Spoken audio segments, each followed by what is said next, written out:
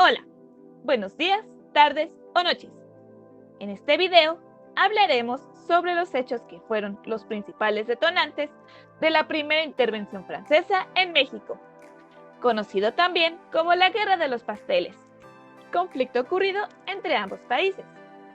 Entremos en el contexto histórico.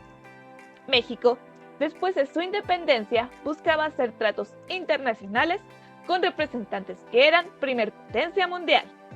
Estos eran Inglaterra, Francia y Estados Unidos. Logró hacer varios tratados comerciales con la intención de levantar al país, aunque solo logró tener tratados de libre comercio sólidos con Inglaterra y Estados Unidos. Gracias a esto, obtuvo la llegada de varios empresarios al país. Aunque con estos mismos tratos, solo se logró inflar la deuda que ya de por sí tenía México, debido al pedido de varios préstamos para cumplir con las normas de esos mismos tratos de comercio. El país comenzó a desarrollar problemas económicos con todo esto, y en cierto punto en todo México comenzaron a haber más problemas económicos, extendiéndose a los tratos internacionales, principalmente con Francia, ya que ellos no habían firmado ningún tratado de libre comercio con México, por estar más vinculados al rey de España, quien justamente se negaba a reconocer a México como país libre. Ahora bien, con esto en mente, no está claro del por qué el nombre de Guerra de los Pasteles, pues esto fue una forma de burlarse del pueblo debido a que un pastelero por allá, en 1832, había hecho un reclamo porque algunos oficiales del entonces presidente Santa Anna se habían comido algunos pasteles y se fueron sin pagar. Así, sin más.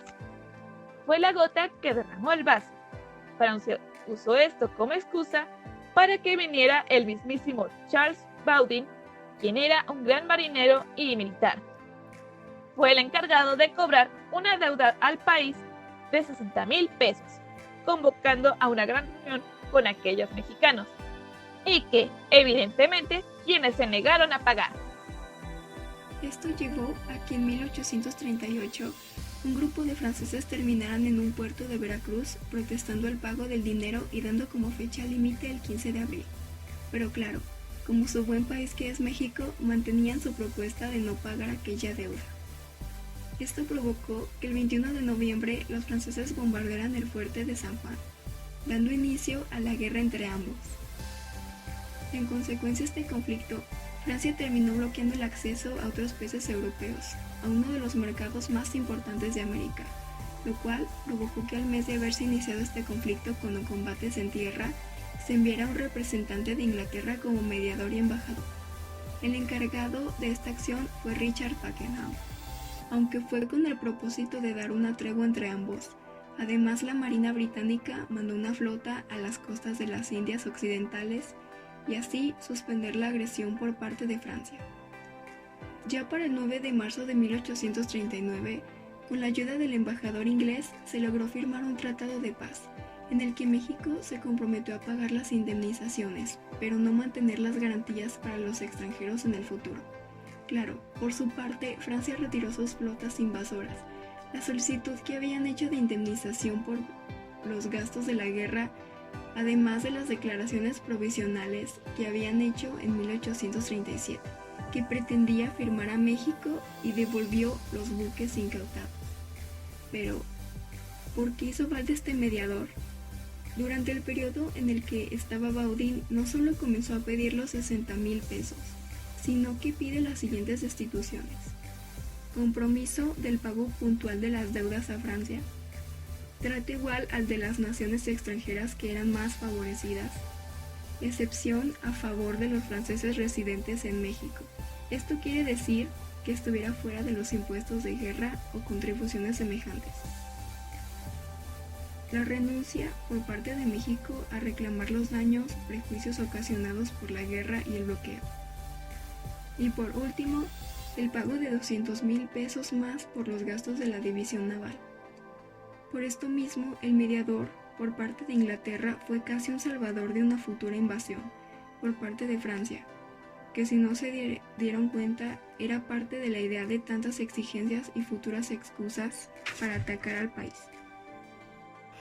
Y llegamos a la parte de los datos curiosos ocurridos durante el transcurso de esta guerra. Uno de ellos fue que nuestro querido presidente Santana, montando uno de sus dramas, que fue un gran espectáculo que hizo popular su nombre y sin mencionar su pierna, pues ordenó que dicha extremidad, que había sido cercenada de su lugar tras un ataque, tuviera una cristiana sepultura y con honores militares. Primero fue sepultado en el jardín de Manga del Cabo, haciendo predilecta el del presidente del Estado de México, de Veracruz.